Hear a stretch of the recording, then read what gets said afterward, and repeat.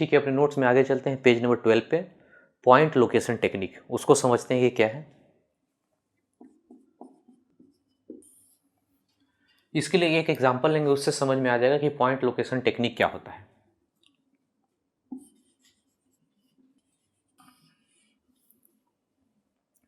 अब ये सारा रेसिस्टर है R, आपको एक डायग्राम लिया गया है जो नोट्स में है। ऐसे 5 रेसिस्टर लगा है, 1 2 3 4 5, और बीच में इस तरह से वायर से लगा दिया। वायर से लगाने को शॉर्ट सर्किटिंग भी बोलते हैं, लेकिन शॉर्ट सर्किटिंग तब बोलते हैं जब बीच में कोई कनेक्शन नहीं हो। जैसे कि ये दोनों वायर से लगा है और बीच से कनेक्शन आ गया, अब इसको तोड़ के नहीं हटा सकते। यदि बीच से ये कनेक्शन नहीं लगा होता तो इन दोनों को, रेसिस्टर को यहाँ से मिटा देते, हटा देते, सिर्फ वायर छोड़ देते, लेकिन बीच में लग गया ऐसे तो इसको नहीं हटा सकते। हम लोग बता चुके हैं इस चीज़ को। तो अभी पूछ रहा है कि इसमें इक्विवेलेंट रेसिस्टेंस कितना होगा, तो आपको देखने से कुछ नहीं पता चल रहा है कि इसमें सीरीज कौन सा है, पैरेलल कौन सा है, क्योंकि यहाँ तक तो ठीक था। उसके बाद जैसे ही ये वायर लग गया पता नहीं चल रहा है कि ये दोनों का क्या स्ट्रक्चर है, ये कैसे सीरीज पैरेलल है, एक बार देखने से क्लियर पता नहीं चल रहा है। तो इसके लिए जहाँ पे कोई डायग्राम बहुत कॉम्प्लिकेटेड हो, इक्विवेलेंट रेसिस्टेंस निकालना हो कॉम्प्लिकेटेड डायग्राम में, तो उसके लिए इसका सहारा लेते हैं point location technique. Point location का नाम ही है कि कहीं कुछ पॉइंट डालना पड़ेगा, उसको लोकेट करना पड़ेगा। तो देखिए बताते हैं कैसे। जैसे इसमें जितना भी रेसिस्टर आपको दिख रहा है, हर एक रेसिस्टेंस से पूछना पड़ेगा कि किसके किसके बीच में वो कनेक्टेड है। जैसे इस रेसिस्टर से आप पूछिए किसके किसके बीच कनेक्टेड है, तो ये बोलेगा कि मेरा एक एंड ए से कनेक्टेड है और दूसरा एंड के बारे में कुछ नाम नहीं दिया गया है। तो इस पॉइंट का कुछ ना कुछ आप नाम दीजिए। जैसे हम क्या करते हैं, इस पॉइंट का नाम हम लोग 1 दे देते हैं। तो अब इस रेसिस्टेंस से पूछेंगे कि किसके किसके बीच कनेक्टेड है, तो ये खुद जवाब देगा कि मेरा एक एंड ए से कनेक्टेड है और मेरा दूसरा एंड किससे कनेक्टेड है, 1 से कनेक्टेड है। यानी इसका जवाब मिल गया। अब उसी तरह से जितना रेसिस्टर है सबका कुछ ना कुछ नाम देना पड़ेगा। शुरू करते हैं। अभी पॉइंट, ये जो पॉइंट है जैसे 1 और 2, ये सब पॉइंट हो गया, 1 2, ये सब का लोकेशन लोकेट करने का शुरू करते हैं काम। यहाँ 1 दे दिए। अब ये देखिए वायर है, ये वायर में क्या होता है, सेम पोटेंशियल। बोले थे ना कि एक वायर आ गया तो यहाँ 10 वोल्ट है तो सब जगह पे 10 वोल्ट होगा, यहाँ भी 10 वोल्ट, यहाँ भी 10 वोल्ट, सब जगह वायर पे सेम पोटेंशियल होता है। तो यहाँ पे 1 दे दिए तो ये वायर सीधा चला गया बीच में। यहाँ पे यदि रेसिस्टर होता तो बोलते 1 पॉइंट गया गया गया, यहीं पे आकर रुक गया। यहाँ पे जैसे रेसिस्टर आ गया इसको क्रॉस करके 1 पॉइंट यहाँ नहीं होगा, 1 पॉइंट यहीं तक रुक जाएगा, इसलिए क्योंकि इसके क्रॉस पोटेंशियल डिफरेंस आता ना है। तो यहाँ का जो पोटेंशियल होगा यहाँ का पोटेंशियल सेम कैसे होगा, नहीं होगा। यहाँ पे एक वायर से जोड़ दे तब ना पोटेंशियल सेम होता है। तो देखिए यहाँ पे समझिए फिर से, ये वायर लगा हुआ है तो ये जो 1 पॉइंट है इस रास्ता से होकर चला जाएगा, जहां जा सकता है वहां जाने दीजिए। वायर है मतलब सेम पोटेंशियल है, यहां तक चला गया। ठीक, अब देखिए यहां पे आइए, इस रेसिस्टर के बारे में पूछेंगे, ये बी से कनेक्टेड एक तो दिख रहा है, यहाँ नहीं दिख रहा है, तो अपने मर्जी से यहाँ 2 लिखिए। और इस रास्ता से होकर ये वाला 2 जो पॉइंट है, इस रास्ता से सेम पोटेंशियल, चूंकि सेम पोटेंशियल है तो 2 पॉइंट रास्ता से चलकर यहाँ तक पहुँच जाएगा। ठीक है, अब सब रेसिस्टर का नाम हो गया। इस रेसिस्टर का नाम हो गया ए और 1 के बीच, इसका भी कुछ नाम हो गया, इसका भी कुछ नाम, सबका देख रहे हैं कि नाम कुछ ना कुछ हो गया। तो अब हमारा पॉइंट लोकेशन कंप्लीट हो गया।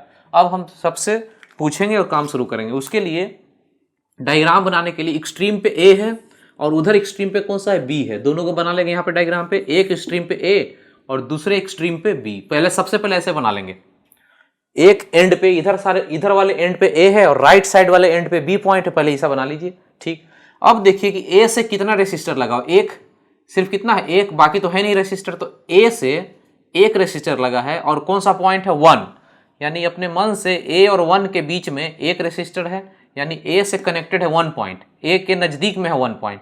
तो ए के नजदीक में एक 1 पॉइंट बना लीजिए।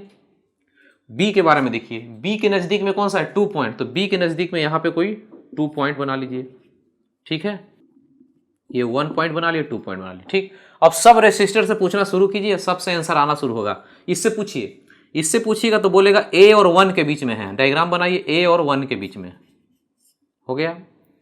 इससे पूछिए, जो हो गया उसको टिक मारिए, ये हो गया काम। इससे पूछिए, बोलेगा 1 और 2 के बीच में कनेक्टेड है, 1 और 2 के बीच में डायग्राम बनाइए और इसको टिक मारिए, इसका भी हो गया काम। इससे पूछिए, बोलेगा 2 और 1 के बीच में, तो 2 और 1 तो यही है, तो एक और बनाइए ऐसा करके, 2 और 1 के बीच में हो गया, ये भी काम हो गया। इससे पूछिए, ये बोलेगा 1 और 2 के बीच में कनेक्टेड है, तो 1 और 2 के बीच में, 1 और 2 तो यही पॉइंट है, ये भी हो गया। इससे पूछिए, बोलेगा 2 और बी के बीच में, 2 और बी के बीच में, तो एक और बन गया। अब देखिए आपको बिल्कुल क्लियर दिख रहा है, यहाँ पे कुछ नहीं दिख रहा था कौन सा सीरीज कौन सा पैरेलल है, यहाँ बिल्कुल दिख रहा है ये तीनों रेसिस्टर पैरेलल, तो पैरेलल का R/3 हो गया। और ये रेसिस्टर सीरीज में है 1 2 और ये 3, इसका आंसर कितना गया R/3। और ये दोनों सब मिलाकर सीरीज हो गया, ये R मिलाकर 2R प्लस ये भी तो सीरीज में हो गया ना, इसका इक्विवेलेंट है कितना R/3, तो R/3 आंसर आ गया 667 R/3। तो इस जो टेक्निक है जिसमें कि पॉइंट ये सब लिखा जा रहा है ए और बी तो ठीक है, 1 2 ये जो पॉइंट डाले हैं सब, इसी के लिए इसका नाम है पॉइंट लोकेशन टेक्निक। आप नोट्स में इसको देखिए और समझिए।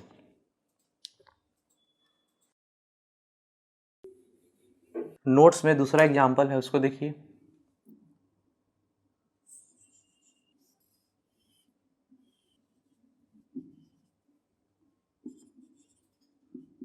ठीक है, तो ये हमारे पास डायग्राम है, बोल रहा है कि ये इसका इक्विवेलेंट निकालिए, ए और बी के बीच में इक्विवेलेंट रेसिस्टेंस निकालिए। तो यहाँ पे एक बार देखने से आपको तो पता चल नहीं रहा है कौन सीरीज कौन पैरेलल, लेकिन पिछले क्लास में हम लोग क्या पढ़े थे, व्हीटस्टोन ब्रिज।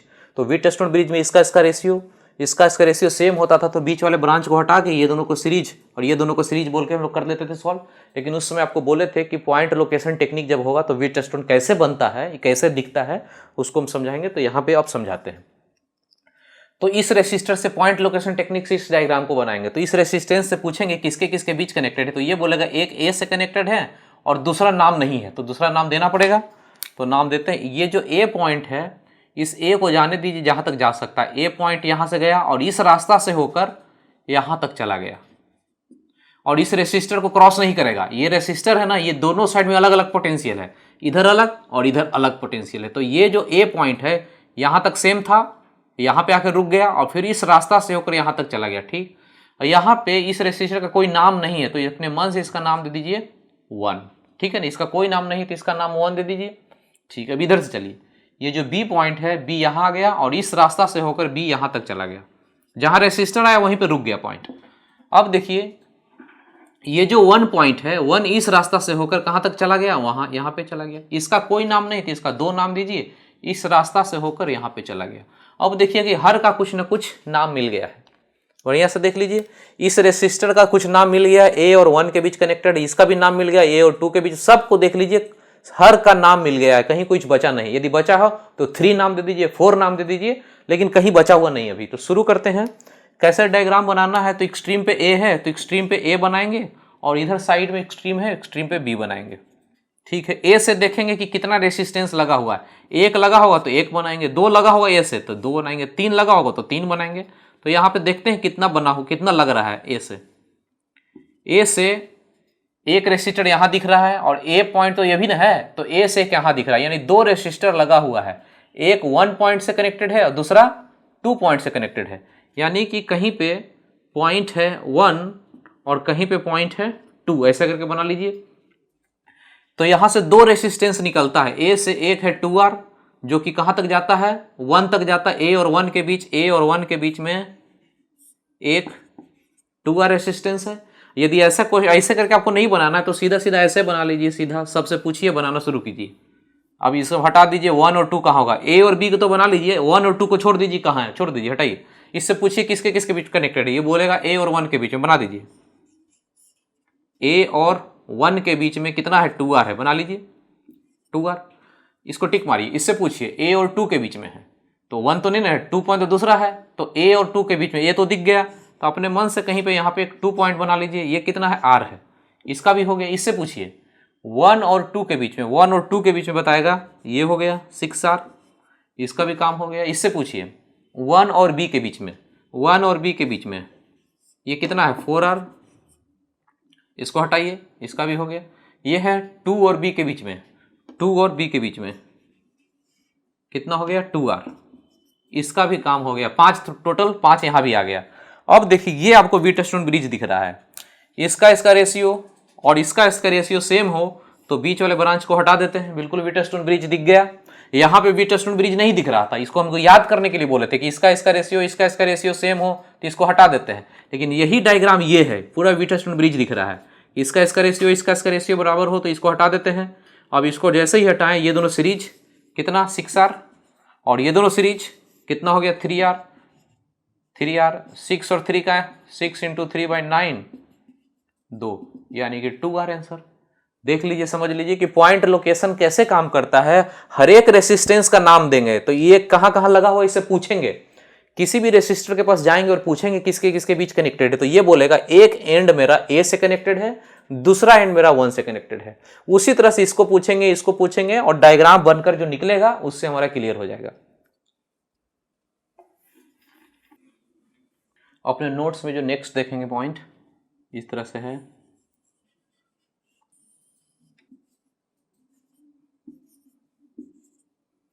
अब इसका इक्विवेलेंट निकालना है। शुरू करते हैं। इसको देखने से आपको पता नहीं चल रहा है कौन सीरीज कौन पैरेलल, तो पॉइंट लोकेशन का काम शुरू करेंगे। तो एक्सट्रीम पे ये दोनों के बीच, ए और बी के बीच चाहिए, तो आपको डायग्राम बनाने के लिए बताए थे। एक्सट्रीम पे जो है ए और एक्सट्रीम पे है बी, इतना डायग्राम पहले बना लीजिए, ए और बी कर लीजिए। बाकी सबका कुछ ना कुछ नाम दीजिए, जो बनकर निकलेगा काम हो जाएगा। इस रेसिस्टर के बारे में पूछिए कहाँ कहाँ कनेक्टेड है, तो ये बोलेगा मेरा एक एंड ए से है, दूसरा पता नहीं, तो दूसरा पता नहीं तो नाम दे देंगे 1। अब ये 1 पॉइंट है इस रास्ता से होकर, क्योंकि वायर लगा है ना, जहां जहां वायर होगा, बोले थे शॉर्ट सर्किटिंग में कि जो भी वायर होगा सबका सेम पोटेंशियल होगा, तो ये 1 पॉइंट इस रास्ता से होते हुए यहां तक पहुंच गया। चलिए ठीक है। इस रेसिस्टर से पूछिए तो ये बोलेगा 1 से कनेक्टेड है और मेरा दूसरा एंड यहां, इन दोनों को यदि सीरीज मान लें, तो इन दोनों को सीरीज मान लें तो इतना दूर कितना हो जाएगा, यदि इन दोनों को सीरीज मान लें, क्योंकि इसके बाद कोई मतलब नहीं है पॉइंट का, ये दोनों डायरेक्ट सीरीज में हमको दिख रहा है, तो इसका आंसर तो 2R हो गया। तो ये 2R, इन दोनों को मिला के एक ही रेसिस्टेंस बोलिए 2R। इससे पूछिए कि किससे कनेक्टेड है, तो बोलेगा एक एंड मेरा 1 से कनेक्टेड है, दूसरा पता नहीं, यहां पे कोई पॉइंट नहीं पता। अब ऐसा मत समझ लीजिएगा कि इसको इसके साथ सीरीज बना लीजिएगा। जैसे ही बीच में ये लग गया, अब करंट इसमें भी तो जाएगा ना। करंट सीरीज बनाने का क्या तरीका बताते हैं, एक ही करंट जाएगा तब सीरीज होगा। तो यहां जो करंट जाएगा इसमें भी जाएगा वही करंट, तो ये दोनों तो सीरीज है, पर वही करंट यहां थोड़े जाएगा, इधर से भी तो करंट आएगा, तो ये और ये सीरीज में नहीं बोलेंगे हम लोग। तो यहां पे 2R के बारे में पूछिए तो बोलेगा एक 1 से कनेक्टेड है, दूसरा पता नहीं, तो दूसरा पता नहीं तो उसका नाम दे दीजिए, इसका नाम 2 दीजिए। अब ये 2 इस रास्ता से होकर यहां भी पहुंच गया। अब देखिए आगे जब चलिएगा तो ये दोनों फिर से सीरीज में दिखेगा, ये दोनों आपको सीरीज में दिखेगा, तो 2R बोल लीजिए। अब इससे पूछिए किससे कनेक्टेड है, तो ये बोलेगा मेरा एक एंड 2 से, दूसरा एंड 1 से। फिर ये दोनों भी सीरीज में आपको दिखेगा, तो इससे पूछिएगा 2R से कि किससे कनेक्टेड है, ये बोलेगा 1 से और 2 से, यानी सबका नाम हो गया। अब डायग्राम बनाना है यहाँ पे, तो ये बताइए ए से कितना रेसिस्टेंस है, बस अकेला एक रेसिस्टेंस लगा हुआ है और वो भी 1 पॉइंट तक जाता है, तो ए से एक ही रेसिस्टेंस लगा हुआ है, तो 1 पॉइंट का नाम दे दीजिए, एक लगा हुआ रहेगा।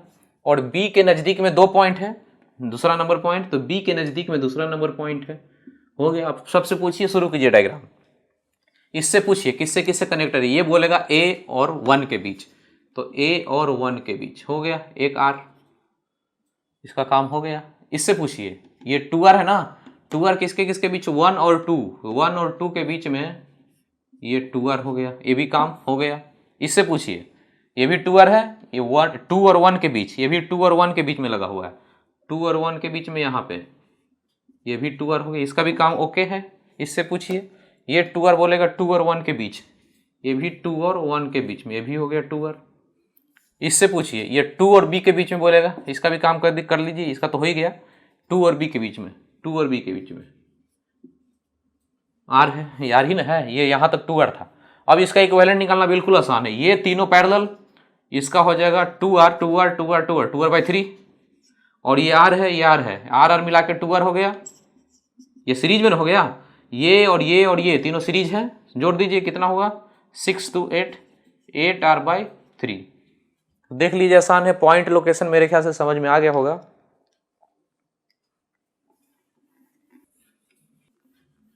ठीक है, जो नेक्स्ट डायग्राम है अपने नोट्स का, देखिएगा एक सर्किल में बहुत सारा बैटरी है, बहुत सारा रेसिस्टर, उसको सॉल्व करते हैं।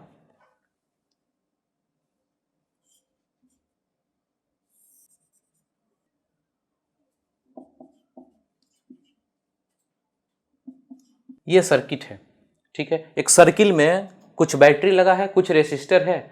हमको जो नोट्स में जो बोला हुआ बात उसको बाद में करेंगे, बस हमको ये बताना है कि इस सर्किट में करंट कितना है, इस सर्किट में जो फ्लो कर रहा है करंट कितना है, सीधा सीधा ये निकालना है। तो देखिए इसको समझते हैं।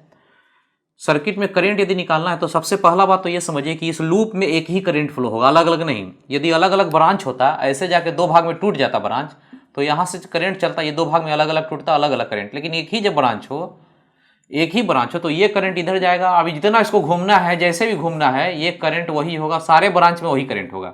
तो यहाँ पे देखिए, ये बीच में बैटरी लगा दिया है, बीच बीच में रेसिस्टर है, बीच बीच में बैटरी है, उससे मतलब नहीं है। इसमें यदि जो भी करंट फ्लो होगा, चाहे एंटी क्लॉकवाइज हो चाहे क्लॉकवाइज हो, कैसा भी हो, करंट सब में पूरा का पूरा सर्किट में एक ही करंट होगा, अलग अलग नहीं होगा। एक लूप में एक ही करंट रहेगा, ठीक है। अभी यहां से ब्रांच करके और कुछ बना दिया जाए, और ब्रांच करके तो हो सकता है कुछ करंट जाए, लेकिन अभी नहीं, अभी ऐसा नहीं होगा। ये ब्रांच ऐसे करके इसमें होगा भी नहीं कि ऐसे करके ब्रांच कर दें तो ये करंट कुछ उधर चला जाएगा। ब्रांच बस ब्रांच में ही घूमता रहेगा, इसी लूप में घूमता रहेगा। इसको छोड़ दीजिए, इस चीज को अभी भूल जाइए जो बताएं अभी। इस लूप में जो करंट फ्लो होगा सभी बैटरी सभी रेसिस्टर में एक ही होगा, अलग अलग नहीं होगा। और आपको क्या बताए थे, यदि एक ही करंट बहुत सारे रेसिस्टर में फ्लो करे तो सीरीज होगा कि पैरेलल, सीरीज होगा। यदि एक ही करंट सारे रेसिस्टर में चला जाए तो सारा का सारा रेसिस्टर क्या हो जाएगा, सारा सीरीज हो जाएगा। तो मान लेते हैं कि करंट का डायरेक्शन कैसे माने, एंटी क्लॉकवाइज की क्लॉकवाइज, कोई फर्क नहीं पड़ता। आप यदि एंटी क्लॉकवाइज मानते हैं, आंसर यदि सही प्लस आ गया तो एंटी क्लॉकवाइज ही होगा। यदि एंटी क्लॉकवाइज आप माने हैं बट आंसर निगेटिव आ गया, आपका करंट बराबर -10 एम्पियर, इसका मतलब यह होगा कि जो डायरेक्शन माने थे उसका उल्टा था। तो कुछ भी मानिए, कोई फर्क नहीं, आपका आंसर जो आएगा ना करंट आई, वो आपको बता देगा कि प्लस साइन आया कि माइनस साइन। जो प्लस आएगा तो जैसा था सही था, आप जो लेकर चल रहे थे सही था, माइनस आ गया तो उल्टा कर लेंगे डायरेक्शन, तो कोई फर्क नहीं पड़ता है। तो मान लेते हैं कि कैसे डायरेक्शन रफ के लिए कि कैसा मान लें, तो इसमें सबसे पावरफुल बैटरी कौन सा दिखता है, ये, तो इसी के डायरेक्शन को हम लोग मानते हैं कि ये जो दे रहा है वही डायरेक्शन सही है, मान के चलते हैं। तो ये नीचे की तरफ देगा ना, ऐसे देगा ये डायरेक्शन, ये ऐसे इस डायरेक्शन में एंटी क्लॉकवाइज देना चाहेगा, और ये कैसा देना चाहेगा, ऐसा क्लॉकवाइज। ये घड़ी की सुई के क्लॉकवाइज डायरेक्शन में देगा, ये एंटी क्लॉकवाइज देगा। तो हम इसको पावरफुल मानते हैं, 30 वोल्ट का है। अब इसी के अनुसार करंट का डायरेक्शन मान लीजिए। अब प्लस आएगा कि माइनस आएगा देखा जाएगा। अब ये करंट पूरे सर्किट में सब जगह पे वही करंट, ये वाला करंट चलेगा। अब दिखाना है तो कहीं पे और दिखा सकते हैं, यहाँ भी करंट जा रहा है आई, यहाँ भी करंट जा रहा है, सब जगह वही करंट चल रहा है, ठीक है। अभी किरचॉफ्स लॉ से आप बना सकते हैं। किरचॉफ्स लॉ जो हम सिखाए थे, लूप लॉ, लूप लॉ क्या सिखाए थे कि टोटल पोटेंशियल डिफरेंस 0 हो जाना चाहिए, उससे भी करंट निकाल सकते हैं। तो पहले किरचॉफ्स लॉ लगाते हैं और देखते हैं।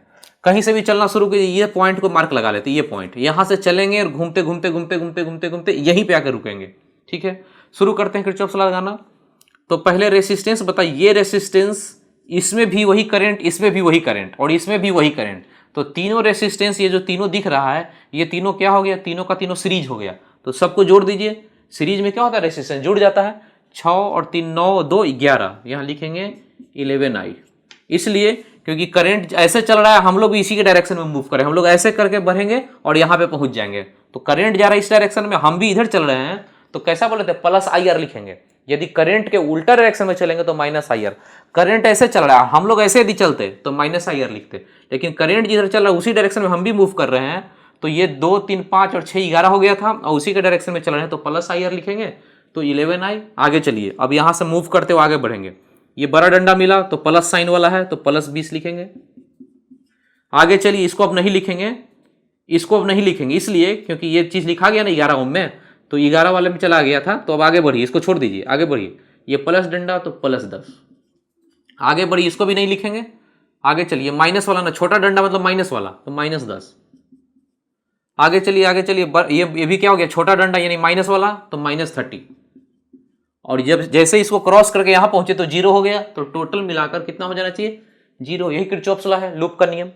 अभी इसमें सॉल्व कर लेते हैं। ये 10 गया, और 20 है -30 है, तो ये -10 बचा। तो करंट बराबर आ गया 10 उधर गया, 10/11 एम्पियर। यानी इस सर्किट में जो करंट बनेगा यही डायरेक्शन सही है। हम लोग एंटी क्लॉकवाइज माने थे और आंसर आ गया प्लस में। यहाँ पे कैसा साइन आया, प्लस आया। प्लस मतलब जो माने थे वो सही है, यानी करंट कैसे फ्लो करेगा, एंटी क्लॉकवाइज डायरेक्शन। तो करंट निकालने के लिए एक तो तरीका ये है किरचॉफ्स लॉ, दूसरा तरीका बताते हैं। अब इसमें पहले बैटरी के बारे में ढूंढ लीजिए कि कितना बैटरी, और सीधा सीधा बस ये फॉर्मूला लगाएं, करंट बराबर V/R, ये फॉर्मूला लगाएंगे, सिंपल। करंट चाहिए तो V/R। टोटल वोल्टेज हम चेक कर लेते हैं कितना है, और टोटल रेसिस्टेंस कितना है। यदि हो जाए तो काम बन जाएगा। फॉर्मूला लगाते हैं, टोटल वोल्टेज। इसमें देखिएगा एंटी क्लॉक, ऐसे करके आप चाहे तो लिख सकते हैं एंटी क्लॉकवाइज या क्लॉकवाइज। एंटी क्लॉकवाइज कौन कौन देना चाहता है, ये 30 वोल्ट एंटी क्लॉकवाइज देना चाहता है करंट, ये भी एंटी क्लॉकवाइज ही देना चाहता है। दोनों एक दूसरे को सपोर्ट कर रहा है ना, दोनों एक दूसरे को सब, ये भी एंटी क्लॉकवाइज, ये भी एंटी क्लॉकवाइज, तो दोनों को जोड़ दीजिए, 30 और 10 40। ये 40 हो गया, और ये क्लॉकवाइज देना चाहता है और ये भी क्लॉकवाइज देना चाहता है, ये दोनों सपोर्ट कर रहा है एक दूसरे को। तो 20 से 10 ये 30 हो गया। आपको बताए भी थे कि दो बैटरी हो एक ही डायरेक्शन में दे, ये 10 वोल्ट ये 5 वोल्ट दोनों मिला के कितना हो जाता है 15, और दोनों अपोजिट हो तो घटाते हैं। तो ये दोनों मिलकर एक ही डायरेक्शन में दे रहा है, तो 30 10 40, 30 10 कर लिए 40, और ये दोनों एक दूसरे के साइड में दे रहा है, तो 20 10 30। अब ये दोनों पावरफुल कौन सा है, ये वाला, तो इसमें से नेट घटा लीजिए, 40 में से 30 गया तो 10 बचा, और वो भी कौन सा डायरेक्शन में, एंटी क्लॉकवाइज में पावरफुल है, तो यहाँ पे एंटी क्लॉकवाइज हो गया पावरफुल।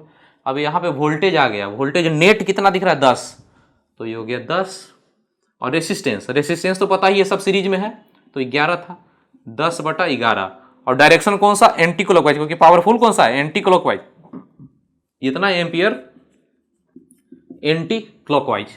तो देखिए यही चीज आ गया जो किरचॉफ लॉ से निकल कर आया था, इससे भी आ गया। बस इसमें करना क्या हो गया, टोटल वोल्टेज और टोटल रेसिस्टेंस। तो टोटल रेसिस्टेंस तो आसान है सब सीरीज में, टोटल वोल्टेज के लिए देखना पड़ेगा कितना एंटी क्लॉकवाइज कितना क्लॉकवाइज, और नेट आपको निकाल के वहां डालना पड़ेगा। तो जो मेथड आपको अच्छा लगे, मेरे को किरचॉफ लॉ आसान लगता है कि बस एक बार लूप में घूम जाते हैं और जो इक्वेशन आता है अपना दिमाग नहीं लगाना पड़ता यहाँ पे कि कितना क्लॉकवाइज कितना एंटी क्लॉकवाइज, जो आता है आंसर आ जाता है। ठीक है, अब देखिए उसमें क्वेश्चन जो पूछा अपने नोट्स में है, कह रहा है कि इस पॉइंट का पोटेंशियल, ये P है पॉइंट, इसका पोटेंशियल क्या होगा ये चाहिए, और यहाँ पे क्या कर दिया, अर्थिंग कर दिया है। तो इलेक्ट्रोस्टैट में हम लोग पढ़े हैं कि जहाँ पे अर्थिंग कर दें वहाँ का पोटेंशियल कितना होता है, अर्थिंग का मतलब जीरो, यानी ये वायर से लगा है तो यहाँ का भी पोटेंशियल जीरो हो गया, यहाँ का जीरो है और यहाँ का चाहिए, तो यहाँ का पोटेंशियल को हम लोग मान लेते हैं कि इस पॉइंट का VP है, यही चाहिए हमने। तो अभी क्या करेंगे, यहां से यहां मूव करके आइए या यहां से यहां जाइए, बात बराबर है, कैसे भी कीजिएगा आंसर वही आएगा। यहां से मूव करते करते यहां तक पहुंच जाइए, या फिर यहां से यहां मूव करते यहां तक पहुंचिए। इस रास्ता से नहीं आना तो इधर से घूम कर आइए, ये लंबा रास्ता है, इधर से मत आइए, शॉर्टकट जो छोटा सा रास्ता उधर से आ जाते हैं। तो यहां लिखते हैं VP -0, यहां से हम यहां चल रहे हैं, VP -0 याद है ना, जो शुरू में लिखा था, शुरू वाले से बाद वाले की तरफ हम लोग को चलना होता है। तो VP -0 कहने का मतलब P से 0 की तरफ, P से 0 की तरफ मूव करेंगे। तो शुरू करिए, लिखवाइए, शुरू कीजिए चलना। चलेंगे तो शुरू में छोटा डंडा मिला, ये माइनस साइन का होता है तो -10, आगे चलिएगा तो करंट ऐसे चल रहा है आप उल्टा चल रहे हैं, करंट ऐसे जा रहा है आप उल्टा चल रहे हैं, तो माइनस लिखेंगे ना, तो -IR, तो I की जगह कितना निकला हुआ था 10/11, तो माइनस में ना लिखना IR, यहाँ पे लिखेंगे -IR लिखेंगे, क्योंकि करंट ऐसे जा रहा है हम ऊपर से नीचे बढ़ रहे हैं, तो -IR लगाएंगे, तो -I × 3 करेंगे, तो I का वैल्यू कितना यहाँ पे आया हुआ है 10/11, और R कितना है 3। अब यहाँ इसको मूव करते करते यहाँ पहुँच गए, तो यहाँ से यहाँ का मतलब ये हो गया कि यहाँ से यहाँ मूव करना है, तो पहले ये बैटरी लिखाएगा फिर रेसिस्टर लिखाएगा, यहाँ पहुँच गए, तो VP -0 पोटेंशियल, अर्थिंग है ना, अर्थिंग मतलब 0 पोटेंशियल। अब इसको सॉल्व कीजिए, करेंगे तो इधर हो गया VP, ये तो 0 ही है, माइनस कॉमन ले लीजिए, 110 और 30 कितना हो, 11 में 10 से गुना 110 हो गया, और ये 30 है, 140 / 11, इतना वोल्ट, ये हो गया P का पोटेंशियल माइनस में, इसके रेस्पेक्ट में ये माइनस में पोटेंशियल, इसके रेस्पेक्ट में ये 0 है और ये माइनस है ना, इसका मतलब ये हो गया हाई और ये हो गया लो। आपको बताया था ना करंट की तरफ फ्लो करता है हाई से लो, देखिए लो आया है माइनस में आंसर, ये हाई है तो हाई से लो के डायरेक्शन में करंट जाएगा। नोट्स में देख लीजिए, ठीक है। नोट्स में चलते हैं, अनबैलेंस व्हीटस्टोन ब्रिज। बैलेंस क्या था, दोनों का रेशियो बराबर होता था, अब अनबैलेंस देखेंगे जिसमें रेशियो बराबर नहीं होता है।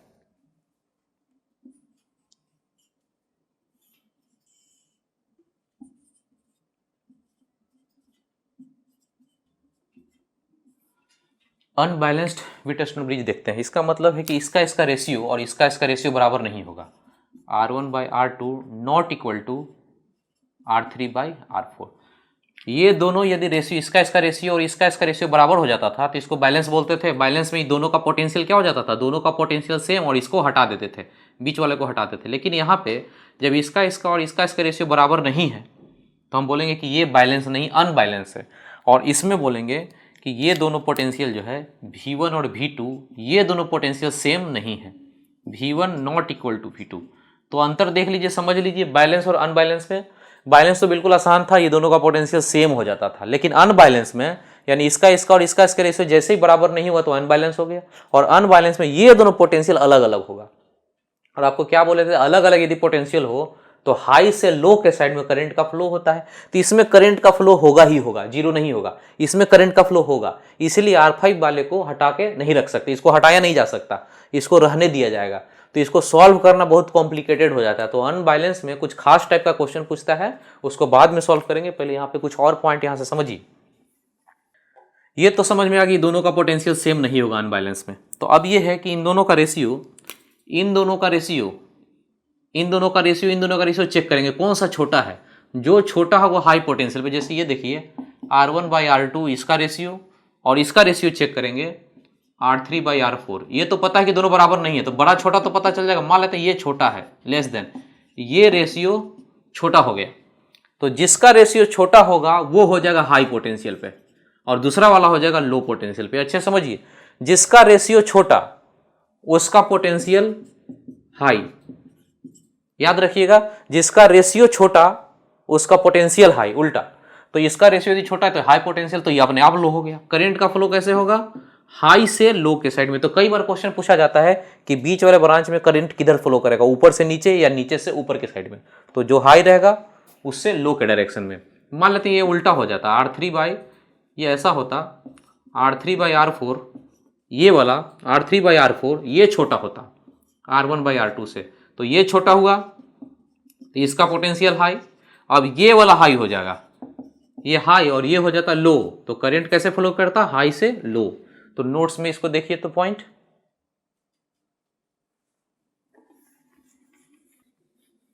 ठीक है। तो अभी हम लोग देख लिए कि व्हीटस्टोन ब्रिज में अनबैलेंस कैसा होता है, उसमें हाई पोटेंशियल लो पोटेंशियल कौन सा है, करंट किधर से किधर फ्लो करता है। लेकिन अनबैलेंस व्हीटस्टोन ब्रिज में दो टाइप का फेमस क्वेश्चन है जो बहुत इंपॉर्टेंट है, पूछा जाता है।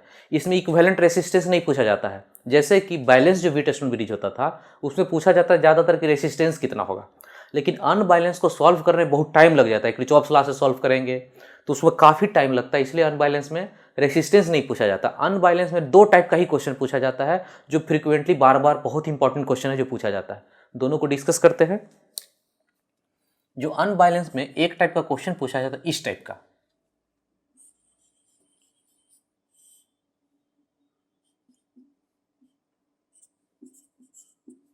तो एक इस टाइप का क्वेश्चन पूछा जाता है। पहले ये देख लीजिए कि अनबैलेंस है कि नहीं। ये 4 है, ये 16 है, और ये भी 4-16 होता तो हो जाता, लेकिन ये 16-4 है। ये इसका रेशियो, इसका रेशियो होगा 4/16 और इसका रेशियो होगा 16/4। तो दोनों में अंतर है, इन दोनों का रेशियो सेम नहीं है। ये उल्टा होता, ये 4 इधर होता 16 इधर होता तो बैलेंस हो जाता, लेकिन ये अनबैलेंस का है, ये दोनों सेम और ये दोनों सेम है, तो ये अनबैलेंस है। तो ये क्वेश्चन एक टाइप का ये पूछा जाता है कि ए और बी के बीच में एक वोल्ट मीटर लगा दें तो इसका रीडिंग क्या होगा। तो आपसे ये पूछा जाता है इस वोल्ट मीटर का रीडिंग, इसका रीडिंग कितना होगा। रीडिंग कहने का मतलब वोल्ट मीटर क्या करता है, पोटेंशियल डिफरेंस को नापता है। तो इसका रीडिंग कहने का मतलब वोल्ट मीटर क्या करता है, पोटेंशियल डिफरेंस को नापता है। तो रीडिंग कहने का मतलब ए और बी के बीच का पोटेंशियल डिफरेंस चाहिए। तो फिर से समझ लेते हैं किस टाइप का क्वेश्चन। एक तो क्वेश्चन ये होता है अनबैलेंस में कि ये पॉइंट ए और बी के बीच में आपको रीडिंग बताएगा, पूछेगा कि वोल्ट मीटर का रीडिंग क्या है, या फिर पूछेगा ए और बी के बीच में पोटेंशियल डिफरेंस कितना है, ये क्वेश्चन। तो या तो रीडिंग बोलेगा या potential difference between A and B, A और बी के बीच का पोटेंशियल डिफरेंस। ठीक है, तो वोल्ट मीटर को कैसे सॉल्व करते हैं, अमीटर को कैसे सॉल्व करते हैं, इसको यहाँ पे देख लेते हैं, डिस्कस करते हैं। ये जो वोल्ट मीटर है इसका रेसिस्टेंस इनफाइनाइट होता है, वोल्ट मीटर का रेसिस्टेंस इनफाइनाइट होता है, इसीलिए इसमें से कोई करंट का फ्लो नहीं होता। जितना रेसिस्टेंस इन्फिनिटी हो गया तो करंट का फ्लो नहीं होगा। इसका मतलब कि जहाँ पे वोल्ट मीटर है उस ब्रांच में से उसको हटा लेना है, वोल्ट मीटर को तोड़कर हटा लेना है। तो याद रखिएगा, पहले भी डिस्कस किए थे कि वोल्ट मीटर का ये रेसिस्टेंस काफ़ी होता है, इसमें कोई भी करंट नहीं जाता है। और जिस सर्किट में करंट इलेक्ट्रिसिटी में ही पूरा, जिसमें करंट का फ्लो नहीं हो, उस ब्रांच में उसको रखने से फायदा नहीं। रेसिस्टर हो तो तोड़ के हटा दीजिए, वोल्ट मीटर हो तो तोड़ के हटा दीजिए, यानी इस वोल्ट मीटर को हटा देंगे। जहां भी वोल्ट मीटर दिखा सबसे पहले क्या करेंगे, उसको सर्किट से निकाल के बाहर कर दीजिए। ठीक है, और मतलब दिमाग में डाले रहिए, वोल्ट मीटर का मतलब होता है पोटेंशियल डिफरेंस को नापना। जिसके जिसके बीच लगा दे, इस वोल्ट मीटर को ए और बी के बीच लगाया है तो ए और बी के बीच में पोटेंशियल डिफरेंस चाहिए, लेकिन वोल्ट मीटर को तोड़ के हटा देंगे। यदि अमीटर हो, सपोज कीजिए कि ऐसे करके अमीटर लगाओ कहीं, तो अमीटर का अमीटर का रेसिस्टेंस यदि आइडियल हो, आइडियल कंडीशन में, ये भी आइडियल कंडीशन में बात करें, आइडियल वोल्टमीटर का रेसिस्टेंस इन्फिनिटी होता है, और वैसे ही अमीटर में आइडियल का केस ले ले तो आइडियल के केस में रेसिस्टेंस जीरो हो जाएगा। रेसिस्टेंस जीरो होगा तो करंट को जाने में कोई दिक्कत नहीं। रेसिस्टेंस जीरो हो गया मतलब इसको वायर के रूप में बदल लीजिए, यानी इसी अमीटर को वायर में बदल लीजिए, वायर बदल गया मतलब उसका रेसिस्टेंस जीरो हो गया, इसमें करंट आराम से आ जा सकता है। तो जहां अमीटर आपको दिखे, आइडियल अमीटर मतलब आइडियल ही रहेगा क्वेश्चन में, जहां अमीटर दिखे वहां पे एक वायर बना लीजिए, और जहां वोल्ट मीटर दिखे वहां तोड़ के उसको हटा दीजिए। एक यहाँ पे एक डायग्राम बनाएंगे, उससे ज्यादा क्लियर आपको होगा।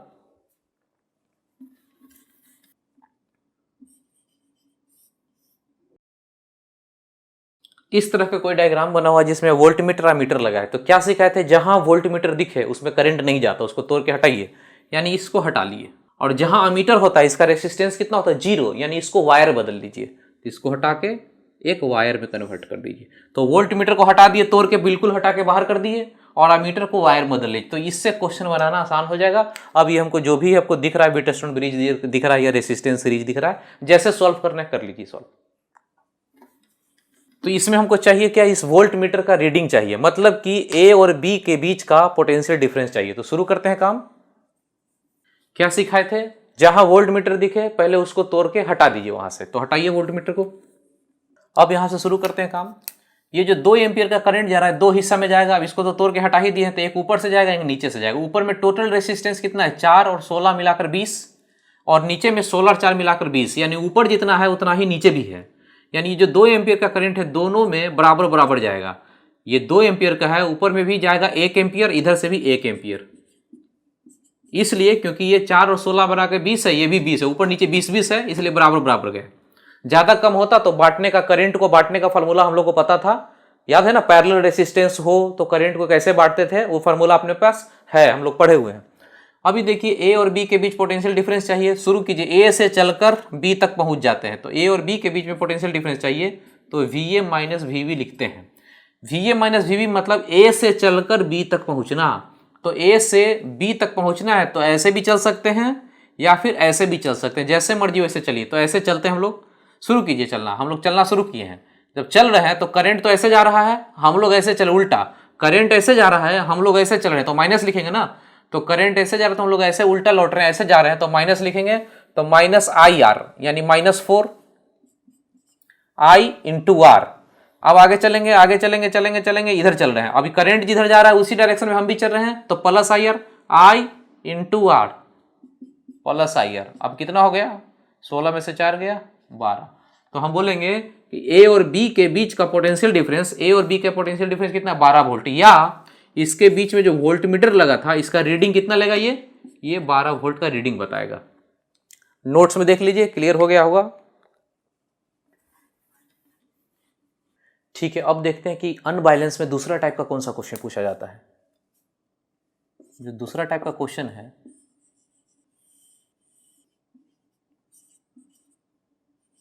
यहां पे देखिए, ये भी अनबैलेंस है, ये 3 है, ये 6 है, और ये 6 वाला यहां है, और ये 3 यहां है।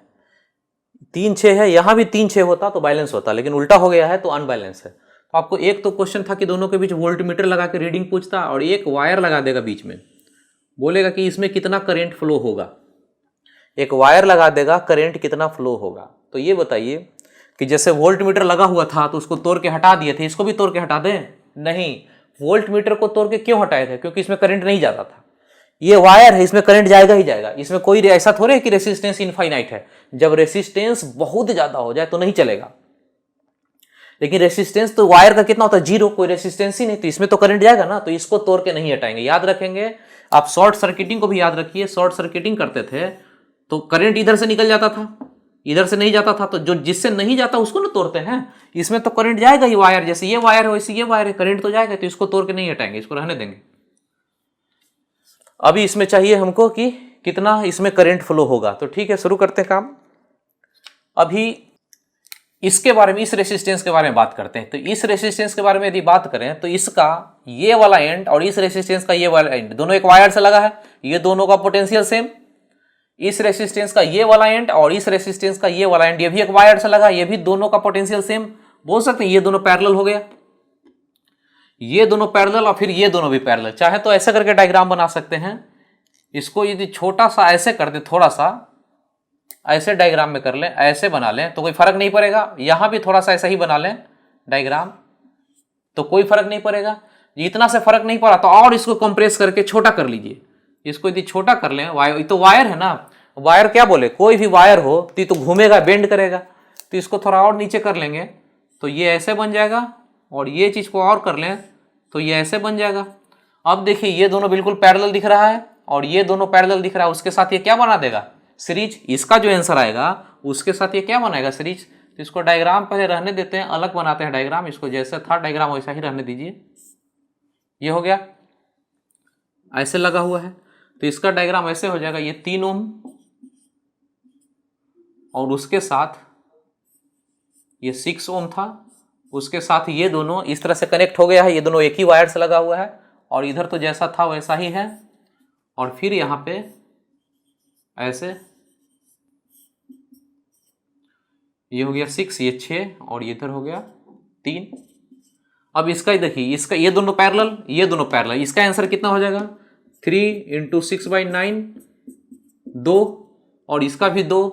अब ये जो 2 आया 2 आया दोनों सीरीज हो गया ना, ये जितना आया उतना ही ये है, यानी दोनों सीरीज में है। इसके बाद ये है सीरीज में, 2 और 2 मिलाकर कितना हो गया पूरा, R इक्विवेलेंट 4 हो गया। और ये 36 है तो इसमें करंट कितना जाएगा, तो करंट का फॉर्मूला V/R, V है 36 और रेसिस्टेंस इस सब मिलाकर कितना था 4, ये हो गया 9। यानी इसमें जो करंट ये जाएगा, ये करंट वो करंट है कितने का, 9 एम्पियर का करंट चलेगा। इतना क्लियर हो गया। अब देखिए ये दोनों पैरेलल है और ये दोनों पैरेलल है, तो करंट जब चला तो इधर कुछ जाएगा इधर कुछ जाएगा। तो इधर मान लेते हैं कि करंट I1 गया, तो करंट को बांटने का फॉर्मूला, पैरेलल वाले केस में करंट को बांटने का फॉर्मूला, अब ये नहीं लगा होता, सपोज कीजिए नहीं लगा होता, तो 6 और 3 9, 6 और 3 9, यानी दोनों बराबर रेसिस्टेंस है तो उससे जितना जाता उतना इधर 4.5 4.5 दोनों से जाता, टोटल 9 हो जाता। लेकिन यहाँ पे ऐसा नहीं है, इसमें ये लगा हुआ वायर, मतलब कि इसमें भी करंट जाएगा। तो ऐसा नहीं कि बस अकेला अकेला करंट उधर से निकल जाएगा नीचे से, इसमें भी कुछ करंट जाएगा, इधर से जाके हो सकता है ऐसे चला जाए। तो यहाँ पे हम लोग वो चीज नहीं कर सकते कि इसका आधा आधा कर लें, ठीक है। तो आपको बांटने का, पैरेलल है ना, इतना तो पता ये दोनों पैरेलल है, तो पैरेलल में बांटने का फॉर्मूला था पता। देखिए कैसे, कितना को बांटना है 9 एम्पियर को, तो जिसको बांटना है उतना इनटू ये रेसिस्टेंस ऊपर में लिखाता है। यदि इसमें करंट चाहिए तो ये वाला रेसिस्टेंस लिखाता है। तो 6 बाई टोटल जोड़ेंगे तो 9 हो गया, 9 से 9 कैंसिल, 6 एम्पियर, यानी ये वाले ब्रांच में कितना जाएगा 6 एम्पियर का करंट जा रहा है, ठीक है। तो ऊपर 6 गया तो 9 है, तो नीचे में कितना जाएगा, ऊपर चला गया 6 तो नीचे 3 जाएगा, इसमें जाएगा 3 एम्पियर। अब देखिए बिल्कुल सिमेट्रिकल स्ट्रक्चर है, ये है 3 इधर 3, ये 6 ये 6, तो जितना 3 वाले में जाएगा, जैसे 6 एम्पियर गया तो इधर से निकलेगा भी उतना ही, यानी इधर से निकलेगा 6 एम्पियर, और इधर गया है 6 ओम वाले में कितना 3 एम्पियर, तो 6 ओम से निकलेगा भी कितना 3 एम्पियर। तो ये सिमेट्रिकल स्ट्रक्चर है, इसलिए ऐसा हो गया। सपोज कीजिए यहाँ पे 10 ओम होता तो हम लोग ऐसा नहीं करते, यहाँ 6 होता यहाँ 10 होता तो ऐसा नहीं बोलते कि 3 एम्पियर यहाँ गया तो यहाँ भी 3 ही जाएगा, ऐसा नहीं बोलते। लेकिन ये सिमेट्रिकल स्ट्रक्चर है, 3 3 6 6 बिल्कुल आइडेंटिकल है, तो 3 वाले में जितना करंट जाएगा 3 से निकलेगा भी उतना, और 6 वाले में जितना जाएगा 6 से निकलेगा भी उतना, ठीक है। अब आपसे पूछा है कि इस ब्रांच में कितना करंट जाएगा, तो ये देखिए इस पॉइंट पे आ कितना है 6 और निकल कितना है 3, तो कुछ और निकलेगा इधर से 3 एम्पियर। ये दोनों मिलाकर ये इतना हो जाना चाहिए। जंक्शन लॉ क्या बोलता है, किसी पॉइंट पे जितना आएगा उतना बाहर निकल जाना चाहिए। इस पॉइंट पे आ कितना था 6, इधर निकला है 3, तो बचा हुआ इधर से निकल गया 3 एम्पियर। करंट का फ्लो ऊपर से नीचे बोल सकते हैं, ए से बी के डायरेक्शन में है इतना, ठीक है। अब हम लोग पहले भी एक चीज देखे थे कि इसका रेशियो देखेंगे, 3/6 का रेशियो कितना है 1/2, 3/6 का रेशियो, और 6/3 का रेशियो है 2। दोनों में छोटा कौन है, याद कीजिए अनबैलेंस में जो छोटा होता था वो हाई पोटेंशियल हो जाता था, तो इसका रेशियो 1/2, ये छोटा है, ये चीज छोटा है। जो छोटा होता है वो हाई पोटेंशियल पे, हम लोग पढ़े थे हाई से लो के साइड में, ये हाई हो गया तो ये लो हो गया, तो हाई से लो के साइड में करंट फ्लो करेगा। देखिए दिख भी रहा है करंट का डायरेक्शन कितना कैसा है, ऊपर से नीचे की तरफ। तो हम लोग डायरेक्ट यदि सिर्फ डायरेक्शन चेक करना होता तो हम लोग छोटा से पकड़ लेते हैं, हाई से लो की साइड में जाएगा, लेकिन कितना करंट फ्लो करेगा उससे नहीं पता चलेगा, आपको निकालना पड़ेगा 6 एम्पियर 3 एम्पियर, तो घटा के बताना पड़ेगा कितना एम्पियर का करंट गया। तो दो टाइप का क्वेश्चन पूछा जाता है, एक वोल्ट मीटर का रीडिंग पूछेगा अनबैलेंस के केस में, और एक पूछेगा कि इसमें करंट कितना जा रहा है। तो देख लीजिए, समझ लीजिए।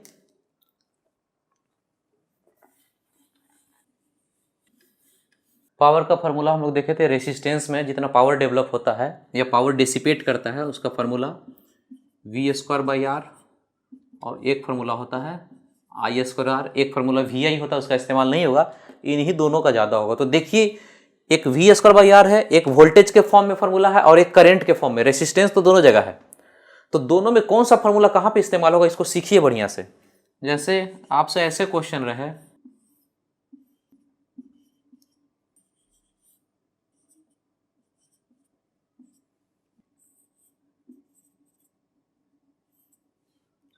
अभी देखिए दोनों फार्मूला में से कौन सा इस्तेमाल करेंगे, अभी के एग्जांपल से आपको क्लियर हो जाएगा। अभी हमको चाहिए कि इसमें कितना पावर डेवलप करेगा, तो पावर का दोनों फार्मूला, एक वोल्टेज के फॉर्म में, करंट के फॉर्म में, इसमें कौन सा फार्मूला लगेगा इन दोनों में से, खुद बताइए सोच के। तो ये बताइए, इसके अक्रॉस वोल्टेज हमको पता है क्या, ये वोल्टेज है यहाँ और यहाँ के बीच में, ये जो वोल्टेज है यहाँ और यहाँ के बीच में है, तो ये वोल्टेज भी तो यहाँ लिख नहीं सकते, वोल्टेज को बांटने का फार्मूला तो होता है, पर उतना में जाने की जरूरत नहीं उतना। अब देखिए, इस पूरे सर्किट में करंट, ये जो करंट जा रहा है पूरे सर्किट में करंट तो सेम होगा, सब जगह पे करंट क्या होगा, सेम, तो करंट निकालना बिल्कुल आसान है। तो यहाँ पे जो फार्मूला लगाएंगे इसके केस में, इस केस में जो पावर का फार्मूला लगाएंगे ये वाला लगाएंगे करंट का, क्योंकि यहाँ पे करंट पता है हमको, करंट पता है, तो ये हो जाएगा I²R2, R2 है तो R2 लिखेंगे। तो यहाँ हो गया ये फार्मूला। यहाँ पे आ जाइए, इसमें पावर का फार्मूला चाहिए, इसमें पावर का फार्मूला है, तो यहाँ और यहाँ के बीच वोल्टेज बिल्कुल आसान है, देखिए दिखा हुआ है, ये वोल्टेज भी है, मतलब यहाँ और यहाँ के बीच में कितना है, वोल्टेज भी। इसका मतलब यही पॉइंट ये है और यही पॉइंट यहाँ पे ये है, इन दोनों के बीच का पोटेंशियल डिफरेंस भी यही है भी। तो R1 में यदि वोल्टेज लिखना है पावर, तो V²/R लगाइए, इसलिए V²/R, क्योंकि यहाँ पे वोल्टेज हमको पता है। लेकिन इस केस में यदि निकालना हो पावर, तो इस केस में ये तो वोल्टेज नहीं पता है, तो इस केस में करंट तो निकल जाएगा आराम से, तो करंट तो बिल्कुल निकल जाएगा, तो इसके लिए फार्मूला लगाइए I²R। तो जहां करंट पता हो I²R, वोल्टेज पता हो तो V²/R। तो ध्यान रखिएगा, यही दोनों फार्मूला का इस्तेमाल होगा पावर में। ठीक है, अब हम लोग क्वेश्चन का प्रैक्टिस करेंगे। अपने बुकलेट में जाइए पेज नंबर 2 पे, और क्वेश्चन नंबर 6, ये IIT 2008 का क्वेश्चन है। वीडियो को पॉज कीजिए और खुद से ट्राई कीजिए सॉल्व करने का।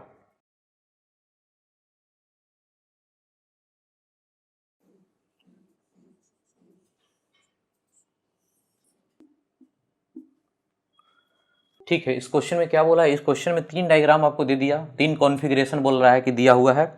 अब इसमें कह रहा है कि किसमें पावर निकालना है, इस सब में पावर डिसिपेटेड निकालना है। तो उसमें हमारा ऑप्शन देखिएगा, तो पावर ज़्यादा किस में है, कम किस में अरेंज करना है। तो इसमें पावर का 2 फार्मूला हुआ करता था, P = V²/R, और एक फार्मूला I²R। कौन सा लगाएंगे देख के बताइए ऑप्शन को, इसमें से देख के, डायग्राम को देख के बताइए। यदि I करंट के बारे में आइडिया होगा तो ये लगाएंगे, वोल्टेज के बारे में आइडिया होगा तो ये लगाएंगे। तो इस सब में देखिएगा, तीनों का तीनों में ये जो वोल्टेज है 3 वोल्ट 3 वोल्ट 3 वोल्ट सब में कॉमन है।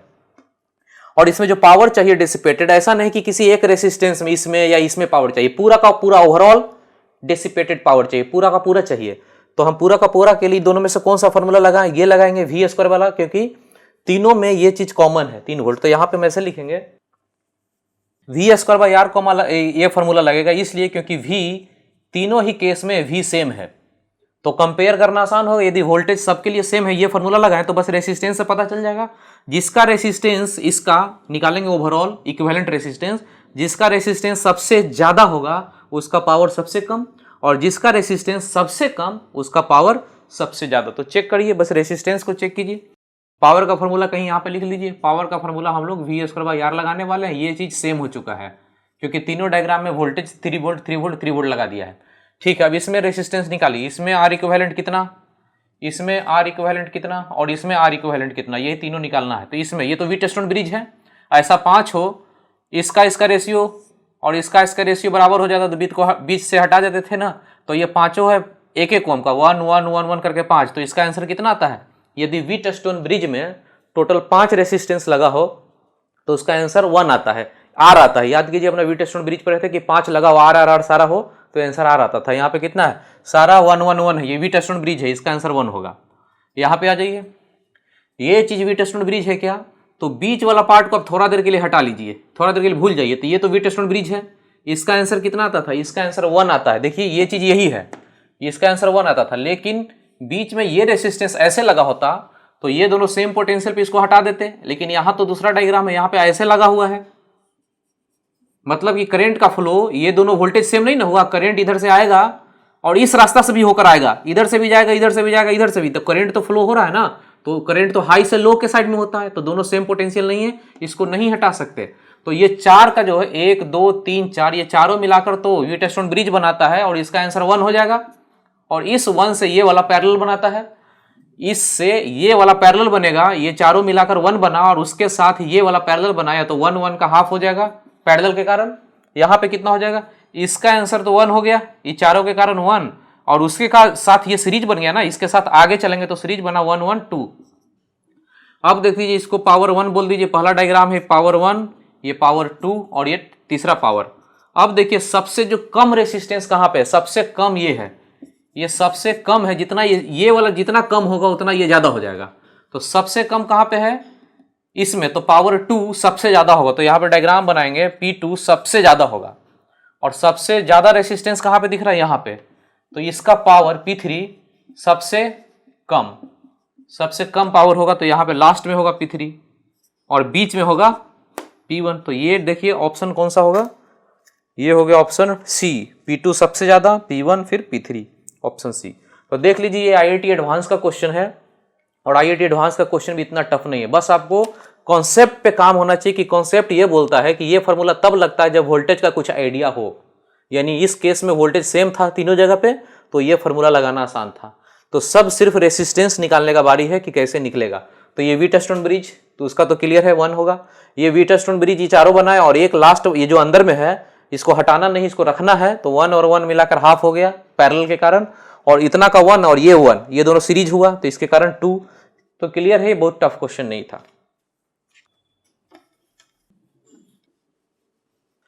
ठीक है, नेक्स्ट क्वेश्चन करते हैं, पेज नंबर 3 का क्वेश्चन नंबर 13, ये IIT 2005 का क्वेश्चन है। वीडियो पॉज कीजिए, पहले खुद से ट्राई कीजिए।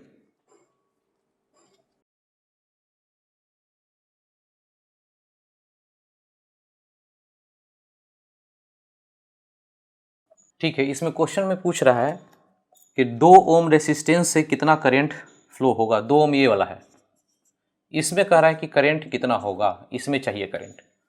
तो ठीक है, यहाँ पे कॉन्सेप्ट सिंपल सा कॉन्सेप्ट पे आप काम करते हैं, बहुत ज़्यादा टफ नहीं है।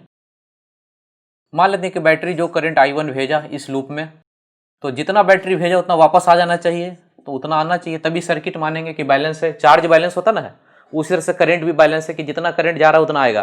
तो मान लेते हैं कि ये जो बैटरी है I1 करंट को भेजा है, तो इधर से इस लूप में इतना दूर इस ब्रांच में I1 ही फ्लो करेगा, तो ये I1 इधर गया, इससे घूमते हुए I1 आया।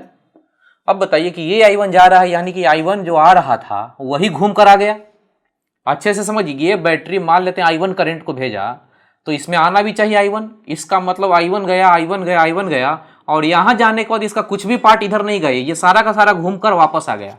सेम यहाँ पे ये बैटरी I2 करंट को भेजा, तो I2 करंट इसमें वापस आ भी जाना चाहिए। ये I2 गया, यहाँ तक I2 गया, आया, फिर यहाँ पे I2, और यहाँ से आने पर कुछ भी पार्ट इधर नहीं गया, पूरा का पूरा पार्ट इधर I2 आ गया, तभी I2 यहाँ तक पहुँचेगा।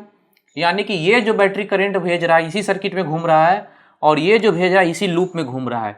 ये जो पार्ट है ये किसी भी क्लोज लूप का हिस्सा नहीं है, तो किसी भी क्लोज लूप का हिस्सा नहीं है, इसमें करंट कितना हो गया, 0। अच्छे से फिर से समझ लीजिए, ये क्लोज लूप है तो इसमें करंट घूम रहा है, ये क्लोज लूप है इसमें घूम रहा है, और इसमें कोई भी ये लूप का हिस्सा नहीं है, ये लूप का हिस्सा नहीं, इसलिए करंट 0। कल को ऐसा होगा इसमें एक और ऐसे करके ब्रांच में ऐसे निकल जाए, ऐसे करके ब्रांच में निकल जाए, तो इसमें भी करंट कितना होगा, 0, क्योंकि ये भी कोई क्लोज लूप का हिस्सा नहीं है। तो यहाँ से कोई भी ऐसे करके ब्रांच निकल जाए करंट का, ऐसे निकल जाए, ऐसे निकल जाए, तो ये कोई भी क्लोज लूप का हिस्सा नहीं है। तो हमेशा ध्यान रखिएगा।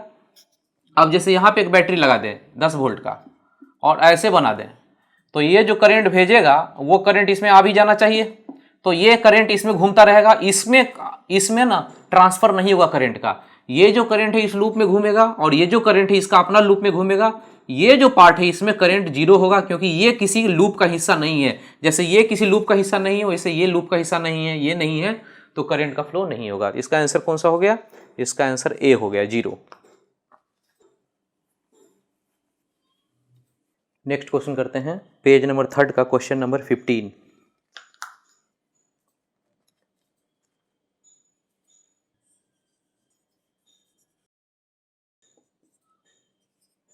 ठीक है, इसमें क्वेश्चन में क्या बोला, इक्विवेलेंट रेसिस्टेंस जो निकालेंगे, जैसे पी आर के क्रॉस या पी क्यू के क्रॉस या क्यू आर के क्रॉस जो निकालेंगे, कह रहा है कि मैक्सिमम कहाँ पे होगा। तो हम अभी डिस्कस करेंगे मैक्सिमम किसके अबाउट होगा, मिनिमम किसके अबाउट होगा, ये सारा कुछ हम लोग डिस्कस करेंगे। तो यहाँ पे देखिए, जैसे हम इसके अबाउट यदि बात करें, पी क्यू के अबाउट निकालना, तो ये हो गया एक रेसिस्टेंस और ये दोनों तो सीरीज में हो गया। इसका इक्विवेलेंट कितना हो जाएगा, इसका इक्विवेलेंट R/2, ये दोनों पैरेलल है और ये तीनों पैरेलल है, इसका इक्विवेलेंट R/3। यदि इसके अबाउट आप निकालते हैं पी क्यू के अबाउट, तो ये हो गया एक R और ये दोनों जो हुआ ये दोनों सीरीज हो गया, यहाँ से करंट चलकर ऐसे जाएगा। इसके अबाउट निकाल रहे हैं तो ये हो गया R/3 और ये हो गया R/2, ये दोनों को जोड़ना पड़ेगा और ये जो आंसर आएगा उसके साथ इसको पैरेलल में बनाना पड़ेगा। तो यहाँ पे देखिए, जिसके अक्रॉस रेसिस्टेंस मैक्सिमम होगा, जिसके भी जिस लाइन के अक्रॉस, जिस साइड के अक्रॉस रेसिस्टेंस मैक्सिमम होगा, उसी के अक्रॉस R इक्विवेलेंट भी मैक्सिमम होगा। इसको समझते हैं बढ़िया से क्या बोल रहे हैं। जिसके अक्रॉस रेसिस्टेंस मैक्सिमम होगा उसी के अक्रॉस इक्विवेलेंट जब निकाला जाएगा तो भी मैक्सिमम निकल कर आएगा। जैसे यहाँ पे इस सर्किट में देखिए, यदि इसके अबाउट निकाला जाए तो इसके अबाउट देखिए रेसिस्टेंस क्या है, मैक्सिमम है R। अब इसके अबाउट यदि निकाला जाए इक्विवेलेंट, तो इक्विवेलेंट कितना हो जाएगा, R पी क्यू के अबाउट इक्विवेलेंट निकाल रहे हैं, ये वाला निकाल रहे हैं। तो ये और ये दोनों मिलाकर कितना हो गया, R/3 R/2, ये हो जाएगा। दोनों को जोड़िए, दोनों को जोड़िएगा तो कितना हो जाएगा, 5R/6। अब ये दोनों का इक्विवेलेंट निकालिए तो ये दोनों पैरेलल हो गया, तो पैरेलल का फॉर्मूला हो जाता है इतना इंटू इतना, R into 5R/6 into 1 plus 5R plus 5R/6। ये कितना हो जाएगा नीचे में, 11R/6। ये खत्म हो जाएगा, ये हो जाएगा 5/11R। ठीक है, तो इसमें इसके अबाउट निकाला जाए तो मैक्सिमम होगा। अब सबसे मिनिमम R जिसके अबाउट सबसे मिनिमम होगा उसी के अबाउट और R इक्विवेलेंट निकालेंगे, वो भी मिनिमम आएगा। तो इसमें सबसे मिनिमम कौन सा, ये वाला दिख रहा है कितना, R/, इसके अबाउट निकालिए रेसिस्टेंस अबाउट PR, इसके अबाउट निकालेंगे तो ये दोनों क्या हो जाएगा, ये दोनों सीरीज हो जाएगा R प्लस R/2। तो R प्लस R/2 कितना हो गया, 3R/2, R प्लस R/2 है 3R/2 और ये दोनों पैरेलल में हो गया तो 3R/2 इंटू R/3, दोनों को जोड़िए 3R/2 प्लस R/3। नीचे में एलसीएम 6, 9 प्लस 2, ये हो गया 11/6R, R से R ये खत्म हो गया, ये हो गया 2/11, ये था कितना 5/11। तो इसके रिस्पेक्ट में ये ज्यादा, इसके रिस्पेक्ट में इसके अबाउट भी निकालेंगे तो आपको इससे क्या होगा, सबसे कम तो इसके अबाउट आया है 2/11, इसके अबाउट सबसे ज्यादा आया हुआ है कितना 5/11 और इसके बाद कुछ इन दोनों के बीच में होगा, जितना आना होगा निकाल के आप चेक कर सकते हैं। तो यहाँ पे जो मेन क्रक्स है, जो मेन पॉइंट है, आपको बता रहे हैं फिर से, इसका जो मेन पॉइंट ये है कि जिसके अबाउट रेसिस्टेंस मिनिमम हो, जिसके अबाउट, उसके अबाउट यदि निकाला जाए इक्विवेलेंट तो वो भी मिनिमम होगा, और जिसके अबाउट रेसिस्टेंस मैक्सिमम हो उसके अबाउट यदि निकालने का कोशिश करें इक्विवेलेंट तो वो भी मैक्सिमम आएगा। इस केस में सबसे ज्यादा रेसिस्टेंस किसके अक्रॉस हमको दिखता है, ये सबसे अक्रॉस यानी PQ के अक्रॉस सबसे ज्यादा, इसके अक्रॉस मैक्सिमम इक्विवेलेंट आने वाला है। और सबसे कम कहां पे दिखता है, ये यानी इसके अक्रॉस जब चेक करेंगे इसके अक्रॉस तो वो रेसिस्टेंस इक्विवेलेंट जो आएगा वो चीज सबसे कम आएगा PR के अक्रॉस। तो अभी क्वेश्चन में देखिए ऑप्शन में कह रहा है कि किसके अबाउट मैक्सिमम का है, तो मैक्सिमम PQ के अबाउट हो गया, P और Q के अबाउट मैक्सिमम होगा, यानी इसका आंसर हो गया C। इसको देख लीजिए, समझ लीजिए।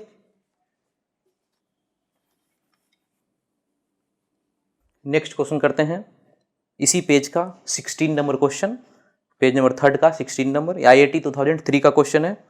वीडियो पॉज कीजिए, खुद से ट्राई कीजिए।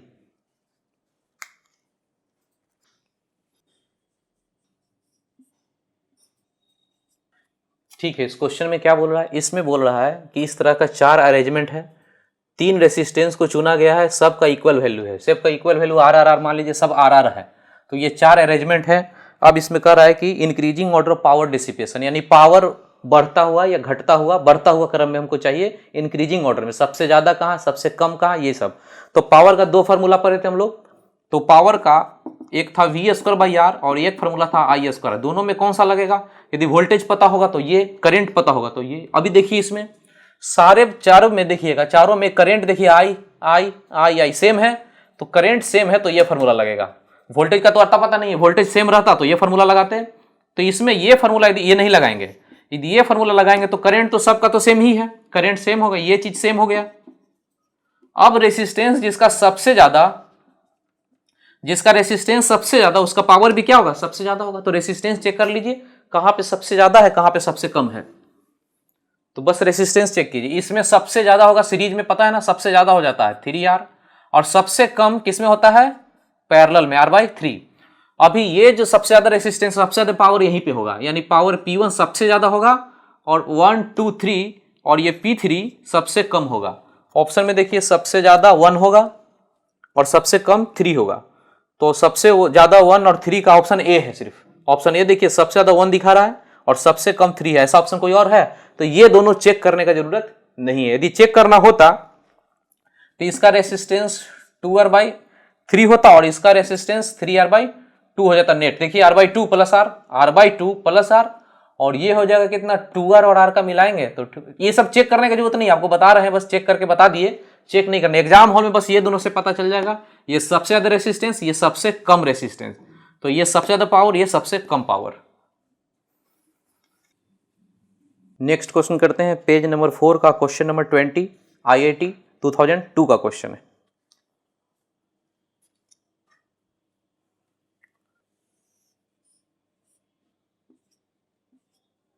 ठीक है, ये क्वेश्चन में पूछ रहा है कि ऐसा कुछ अरेंजमेंट सर्किट बना के बोलता है P और Q के बीच में इफेक्टिव या फिर इक्विवेलेंट रेसिस्टेंस कितना होगा। ये क्वेश्चन आप देखेंगे तो HC वर्मा के वर्कआउट एग्जांपल जो है, HC वर्मा के बुक आप देखिएगा, उसके वर्कआउट एग्जांपल में भी ये क्वेश्चन आपको मिल जाएगा, तो आसान है।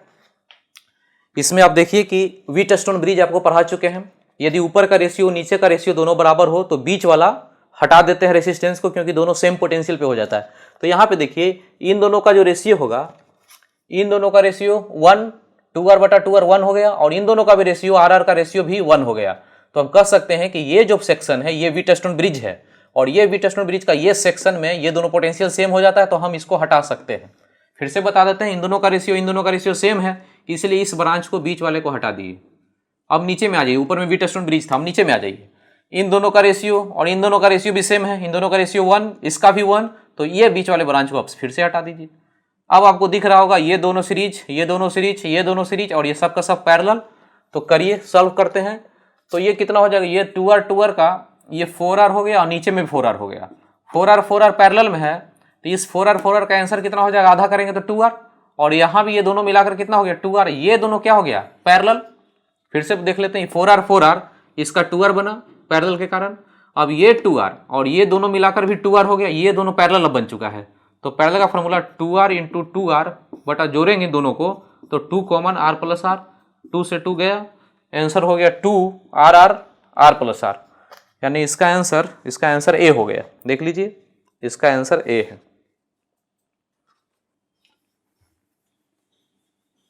नेक्स्ट क्वेश्चन करते हैं, पेज नंबर 7 का इंटीजर टाइप का क्वेश्चन नंबर 1, ये IIT एडवांस 2015 का क्वेश्चन है।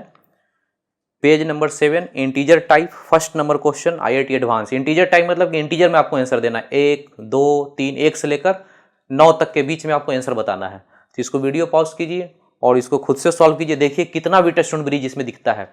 आपको एक ही क्वेश्चन में कई सारा व्हीटस्टोन ब्रिज हो सकता है, जैसे अभी वाला क्वेश्चन देखे थे कितना था, ऊपर एक व्हीटस्टोन ब्रिज था, नीचे भी एक था। तो ऐसा करके बहुत सारा IIT क्वेश्चन पूछता है जिसमें 2 या 3 व्हीटस्टोन ब्रिज एक ही साथ डाल देता है, आपको ढूंढना पड़ता है। जैसे इस क्वेश्चन में भी आपको व्हीटस्टोन ब्रिज ढूंढना पड़ेगा, देखिए तो करके।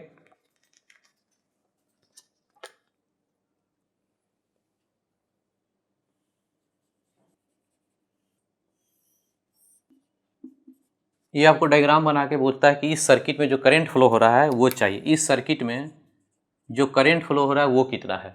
तो करंट निकालने के लिए V बाई आर, करंट का फॉर्मूला क्या होता है V, करंट का फॉर्मूला यदि निकाले तो V बाई आर, V हो गया क्या, वोल्टेज जो दिया हुआ 6.5 है, इसका तो पता है ये 6.5 दिया हुआ है। रेसिस्टेंस कौन सा, ये पूरा का पूरा का इक्विवेलेंट, तो R इक्विवेलेंट यानी पूरा का पूरा जितना ये दिख रहा है, ये जितना भी सब मिला के रेसिस्टेंस इसको लेकर सारा, उसका R इक्विवेलेंट डाल देंगे तो ये करंट निकल जाएगा। यही पूछा है कितना होगा। तो शुरू करते हैं काम। सिर्फ रेसिस्टेंस निकालेंगे तो करंट निकल जाएगा अपने आप। तो यहाँ पे चलिए, यहाँ पे देखिए, यहाँ पे हमको 5 दिख रहा है, 1 2 3 4 और बीच वाला 5वां। तो जहाँ 5 का स्ट्रक्चर बनाता है जनरली वो व्हीटस्टोन ब्रिज होता है। अब देख लेते हैं बैलेंस है कि नहीं। बैलेंस के लिए क्या होना चाहिए, रेशियो बराबर होना चाहिए। तो यहाँ पे देखिए 1/, इन दोनों का रेशियो, इन दोनों का रेशियो क्या है 1/2, और इन दोनों का रेशियो भी 1/2, 2/4 करेंगे, ये भी 1/2 आएगा। रेशियो बराबर हो गया तो ये बीच वाले को हटा देंगे। जैसे ही रेशियो बराबर होगा इसको हटा देंगे। व्हीटस्टोन ब्रिज था। अब कितना हो गया, इतना दूर का आंसर। अब ये दोनों इन दोनों पॉइंट के बीच, ये दोनों पॉइंट के बीच निकाल रहे हैं, ये दोनों पॉइंट के बीच सिर्फ निकाल रहे हैं। तो ये दोनों सीरीज, ये हो गया 3, और ये दोनों सीरीज 6, और ये दोनों पैरेलल, तो कितना हो गया 3 × 6 बाई, दोनों को जोड़ेंगे 9, 2, यानी कि इन दोनों का सॉल्व करेंगे तो 2 आंसर आएगा। अब इसको मिटा के इतना दूर को मिटा के अकेला एक रेसिस्टेंस बोल सकते हैं, कितना ओम का, 2 ओम का। तो इसको मिटा लेते हैं इतना दूर को, और इन दोनों पॉइंट के बीच, इन दोनों पॉइंट के बीच एक रेसिस्टेंस होगा कितना का, 2 ओम का। ठीक, अब देखिए यहाँ भी 5 आपको दिख रहा होगा, 1 2 3 4 और बीच वाला 5, यहाँ भी हो सकता है कि व्हीटस्टोन ब्रिज हो। इन दोनों का रेशियो देखिए, इन दोनों का रेशियो 1/2, और इन दोनों का रेशियो इसका भी 1/2, 6/12 होगा ना, 1/2, यानी दोनों बराबर हो गया। तो ये बीच वाले को हटा दिए। अब बताइए कितना हो गया, ये दोनों सीरीज हो गया तो ये हो गया 6, और ये दोनों सीरीज हो गया तो 18, और ये दोनों पैरेलल तो इसका हो जाएगा 6 × 18, दोनों को जोड़ेंगे 24, 18/4 को लिख सकते हैं ना 4.5, यानी यहाँ से यहाँ तक का पूरा इक्विवेलेंट आया 4.5। इतना हो गया पूरा का पूरा 4.5, और उसके साथ ये जो है सीरीज है, ये जितना आया ये 4.5 है, और इसके साथ ये आया सीरीज, तो आर इक्विवेलेंट निकल गया ये 2 + 4.5 6.5। इसलिए करंट वोल्टेज बटा रेसिस्टेंस, वोल्टेज आपको दिख रहा है कितना 6.5, और रेसिस्टेंस इक्विवेलेंट आ चुका 6.5, दोनों कट गया तो करंट का वैल्यू 1 एम्पियर। इसका आंसर हो गया 1। इंटीजर में ना देना था, इंटीजर में इसका आंसर हो गया 1।